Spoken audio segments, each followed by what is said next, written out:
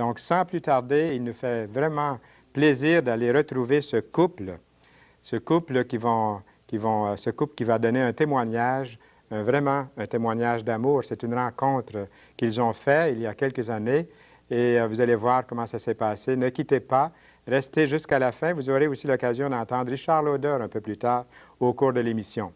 Pour maintenant, nous nous rendons tout de suite auprès de Gaston et Eva Racine. Bon, nous sommes dans la présence du docteur Eva Aren-Racine et M. Gaston Racine. Soyez les bienvenus à l'émission Toute la Bible en parle. Nous sommes ici dans un lieu assez agréable, n'est-ce pas? Nous sommes à Verchères, un bel endroit du Québec, au bord du Saint-Laurent. Et nous sommes accueillis chez Réal et Monique Pigeon, que vous connaissez d'ailleurs depuis quelques années. Et nous avons déjà fait une émission avec vous il y a quelques semaines.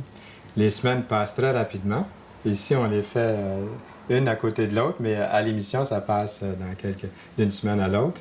Et j'aimerais demander à Madame, au docteur Eva Aren-Racine, à nouveau de nous rappeler de ses origines et aussi comment elle a vécu, puisque vous avez habité en Chine pendant plusieurs années, et de nous parler un petit peu de vos origines, de la vie missionnaire, les missionnaires qui existaient là-bas lorsque vous vous souvenez de leur vie.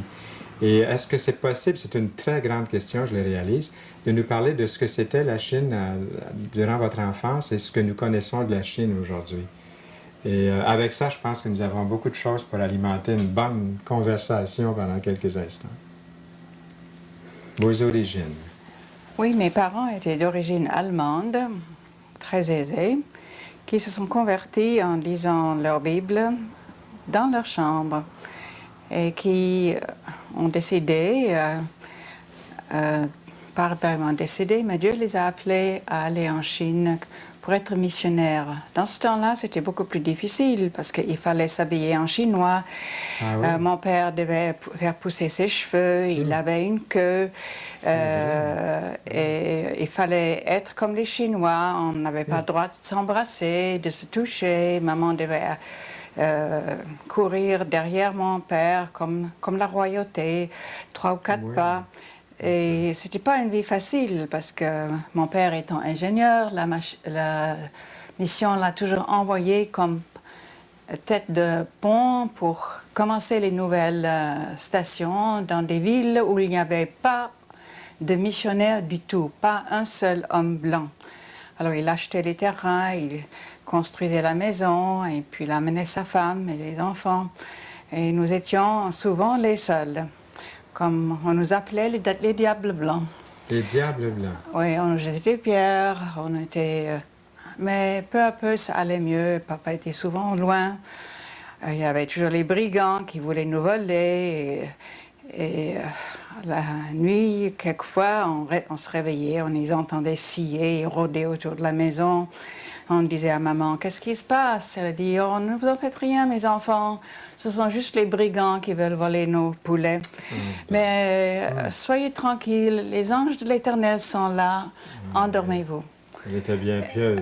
Et c'est comme ça, la vie s'est passée, déroulée. J'ai jamais connu le stress en Chine. Je l'ai connu quand je suis venue à McGill pour faire mes études. Pas parce que j'ai été stressée moi-même, mais j'ai vu les autres qui étaient stressés. Mon père et ma mère nous ont toujours appris que nous avions un bon père dans les cieux. Et c'est toujours à lui qu'il fallait aller avec les problèmes. Oui. Et j'ai jamais demandé un avis à personne. J'ai toujours demandé à Dieu. Dans les études, dans mes choix d'amis, dans n'importe quoi. Il y avait les questions de mariage qui s'étaient toujours réglées parce que Dieu a dit non. Mon père me disait toujours, je t'ai envoyé à McGill, laisse les garçons tranquilles et fais tes études. Et c'est ce que vous avez fait. Oui. Alors, c'est comme ça. J'ai appris que vous avez, lorsque vous avez fait vos études, on pense des fois, oh bien, ces gens-là sont peut-être un peu huppés, c'est facile pour eux, ils ont l'argent, ils peuvent faire leurs études. Mais vous avez vécu quelque chose de vraiment différent de ce qu'on peut penser. J'avais un petit peu d'argent, mais 25 $ dans ma poche. J'ai eu certaines sommes d'argent de l'université que j'ai pu gagner à cause de mes études. Et j'ai travaillé aussi en même temps et j'ai fini mes études sans dette. Et j'ai attendu jusqu'à ce que j'avais assez d'argent pour payer ma première auto. Et avant, je prenais les autobus pour faire mes visites à la maison. Et c'est ainsi, la vie s'est passée. Je me suis dit, le mariage, c'est pas pour moi, c'est la profession. J'ai mes malades. Et un jour, c'était un jour jamais je l'oublierai. J'ai été voir l'ami de mon cousin suisse à l'hôpital.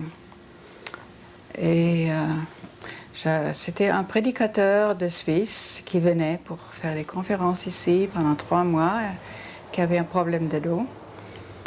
Je me suis toujours dit, oh le pauvre, hein, il doit comme les autres prédicateurs, déprimé ou je sais pas quoi.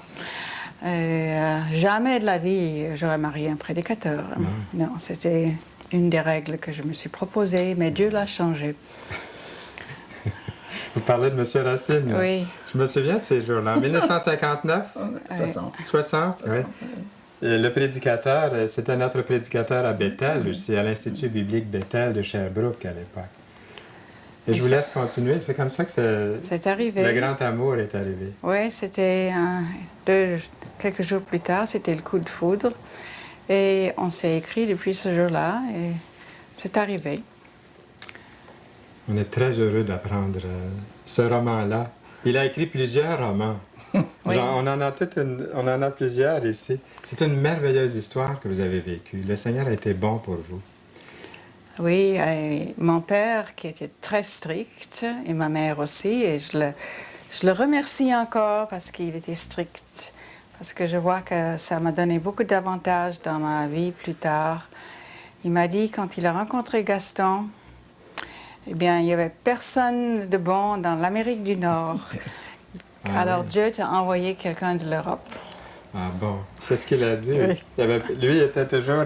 il habitait où à l'époque? Il est revenu ici après la guerre où Mao Tse-tung a renvoyé tous les missionnaires. Ah, alors il était déjà à Montréal, oui. Eh bien, merci beaucoup, Dr. Eva Arend Racine, pour cette merveilleuse histoire. On voulait l'entendre. Et je pense que moi, c'est la première fois que je l'entends, cette histoire-là. Donc, j'en suis très reconnaissant. Et M. Racine, vous vous laissez faire comme ça? On ne voulait pas marier un prédicateur. Non. Ça ne vous gêne pas trop?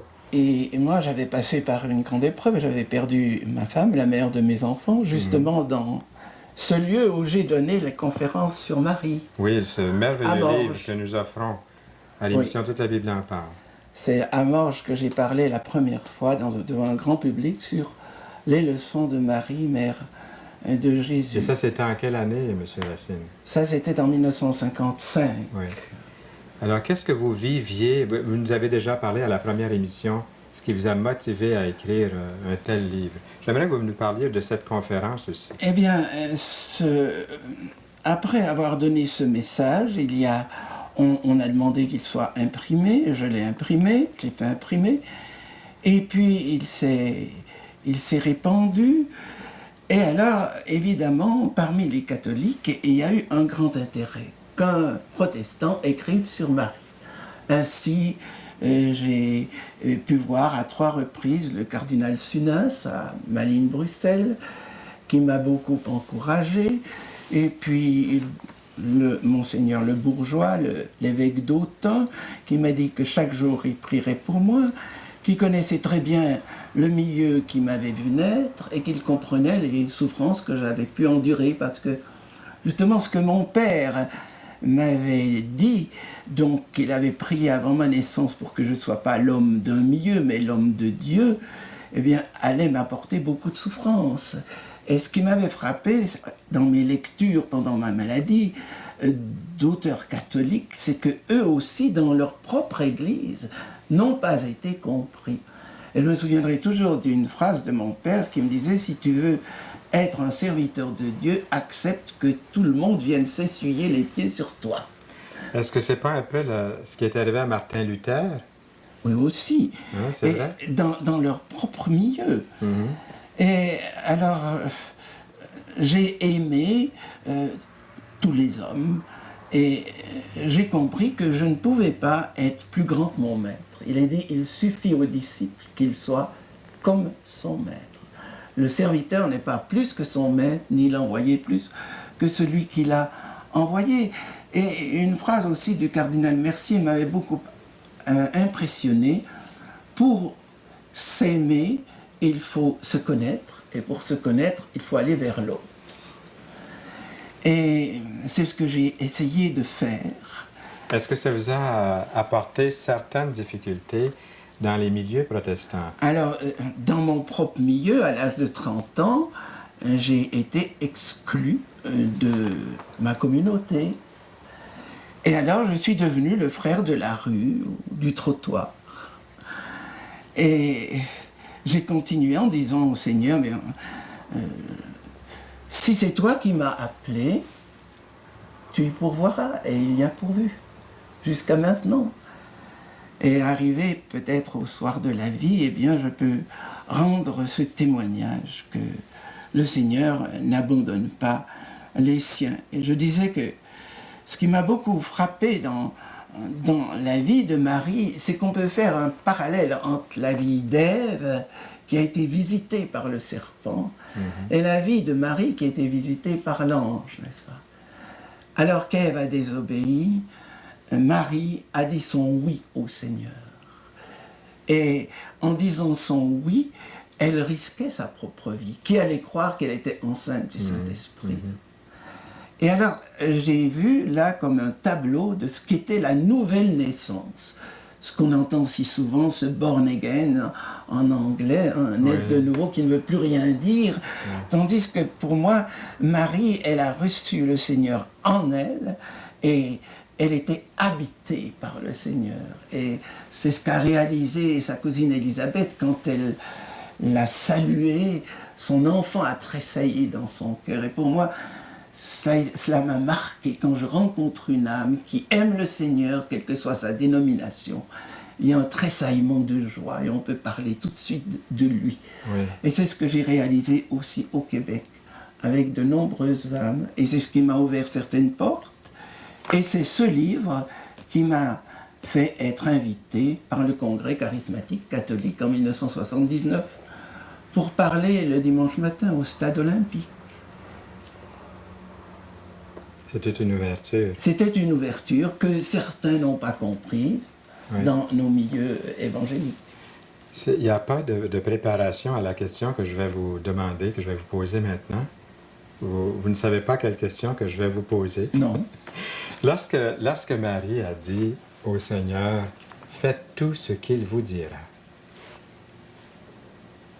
qu'est-ce que c'est qu'elle voulait dire? Ou qu'est-ce que le Seigneur Jésus-Christ pourrait nous dire? Ou dire à mon ami, à votre ami qui est peut-être aujourd'hui à l'écoute, qui voudrait savoir, mais qu'est-ce que Marie veut dire par « Faites tout ce qu'il vous dira » ? Eh bien, obéissez à l'enseignement qu'il vous donne dans l'Évangile.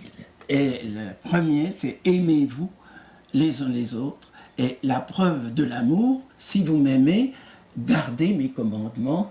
Et si nous gardons ces commandements, il demeurera en nous et nous demeurerons en lui. Nous sommes donc habités. Et c'est à Jérusalem, je termine par cela, que j'ai eu un jour dans un groupe que nous conduisions une véritable révélation. On m'avait demandé de parler à Golgotha des 7 paroles et quand je suis arrivé à une de ces paroles de Jésus, alors que sa mère est là près de la croix, il voit sa mère et il dit à Jean, « Femme, voilà ton fils, fils, voilà ta mère ». Et dès ce moment-là, il l'a pris chez lui. Et j'ai eu le sentiment, nous, dans un certain protestantisme, nous n'avons pas pris Marie chez nous. Ah oui. Et nous avons manqué ces leçons d'humilité, de sérénité et d'obéissance qu'elle nous donne dans toute sa vie. Alors, c'est ce qu'elle voulait. Vous vouliez dire quelque chose? Oui, elle a dit dans ce qu'elle a de son Magnificat, Mon Seigneur. Oui. Ah, là, Elle a appelé Jésus mon Seigneur. c'était une personne, en tout cas dans les milieux évangéliques et protestants, que peut-être on n'entend pas beaucoup de messages. Et votre livre, Les leçons de Marie, va être comme une fenêtre qui s'ouvre pour inviter Marie à, pas comme pas l'inviter d'une façon, je dirais, idolâtrée, Non. mais plutôt comme la mère de Jésus. Qui est-elle? Pourquoi dit-elle, faites tout ce qu'il vous dira?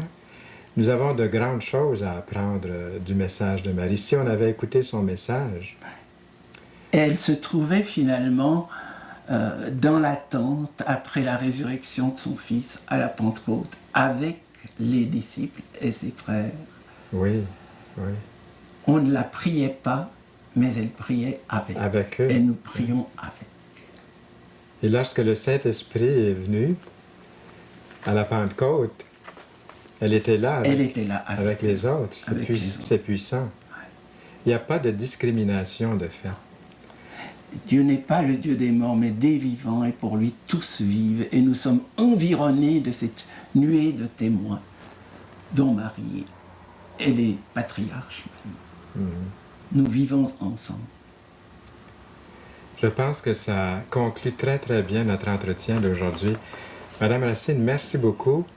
Vous ne courez pas derrière votre mari, là, comme faisaient les Chinois jadis. Mais vous l'accompagnez partout. Pas toujours. Pas toujours. Non. Vous avez une vie quand même très étroite. Vous formez une équipe de serviteurs dans le ministère que vous exercez ensemble.